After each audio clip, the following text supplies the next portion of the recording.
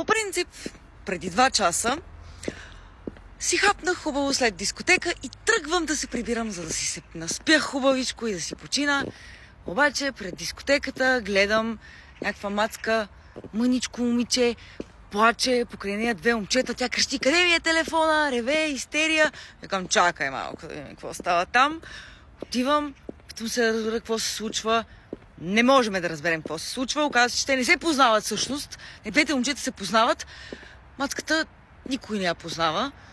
Съответно и аз не я познавам. Тя е в истерия, не иска да се прибира. Иска да говори с нейна приятелка, иска да отида при нейна приятелка. Тази приятелка й казва: прибери се у вас. А тя казва: аз не искам да се прибера у нас.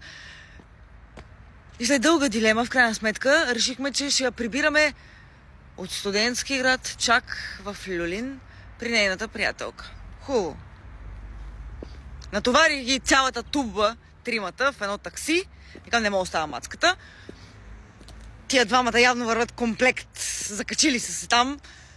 Ще я предам на нейната приятелка, да знам, че е в сигурни ръце.